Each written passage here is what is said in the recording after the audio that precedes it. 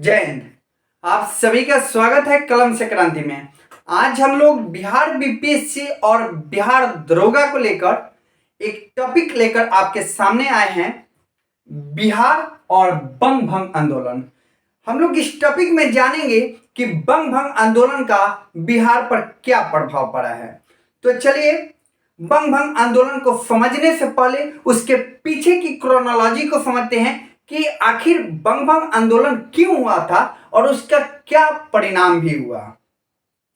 तो चलिए आपको बता दें कि बंगाल विभाजन 20 जुलाई 1905 को लॉर्ड कर्जन ने शिमला में बैठकर किया था और ये बंगाल विभाजन करने का उसका मुख्य कारण था कि जो भारत में जो क्रांतिकारी गतिविधियां जो हो रही थी, जो प्रचंड फॉर्म में चल रहा था, उसको रोकना और साथ में हिंदू और मुसलमानों की एकता को तोड़ना भी बंगाल विभाजन का एक महत्वपूर्ण कारण बनता है।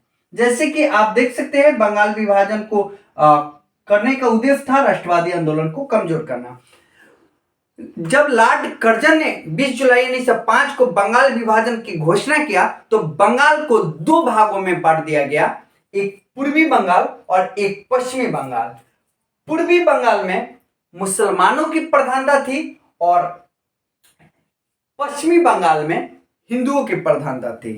अंग्रेजों ने जैसा सोचा था कि हम बंगाल विभाजन करके हिंदू और मुसलमानों की एकता को भंग कर देंगे, हिंदू और मुसलमानों की एकता को तार तार कर देंगे, तोड़ देंगे, लेकिन उन्होंने इसका गलत कल्पना किया और उसका बंगाल विभाजन असफल भी रहा। इस पर भी हम लोग डिस्कशन करेंगे। तो आपको बता दें कि लॉर्ड कर्जन ने जब बंगाल विभाजन की घोषणा किया 20 जुलाई 1905 को, उसके कुछ ही दिनों के बाद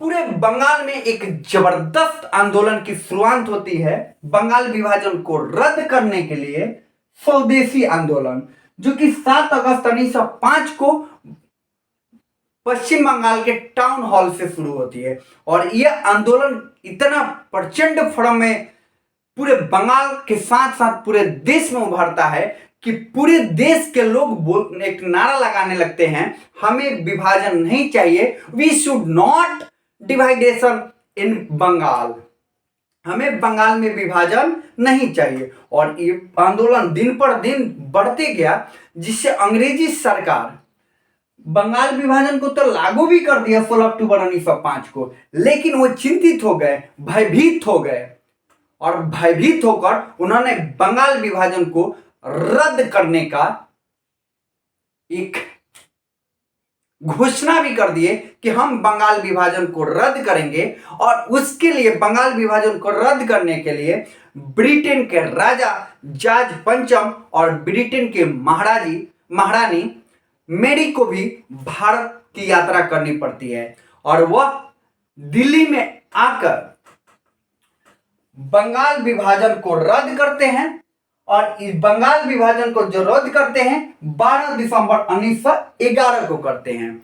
लेकिन उस समय लॉर्ड कर्जन वायसराय के पद से इस्तीफा देकर भाग गया था। तो जब बंगाल विभाजन रद्द हुआ 12 दिसंबर 1911 को, उस समय वायसराय जो थे वह लॉर्ड हार्डिंग थे। और आपको बता दें बंगाल विभाजन को रद्द करने के लिए ब्रिटेन के राजा और महारानी को दिल्ली में आना पड़ता है और दिल्ली दरबार का आयोजन करना पड़ता है और उस दिल्ली दरबार में ही बंगाल विभाजन को रद्द करने की घोषणा की जाती है। जब बंगाल विभाजन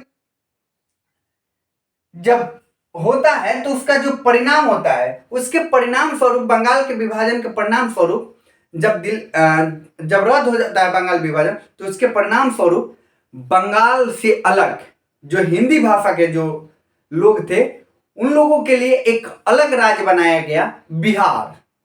और इस बिहार का जो गठन किया गया बंगाल से अलग करके 22 मार्च 1912 को किया गया था। इस बात को समझना है। और साथ में बता दें जो भारत की राजधानी जो कोलकाता थी, उस कोलकाता से हटाकर अब भारत की राजधानी नई दिल्ली कर दी जाती है। इसकी घोषणा 1911 में कर दी जाती है, लेकिन दिल्ली भारत की राजधानी 1 अप्रैल 1912 को बनता है।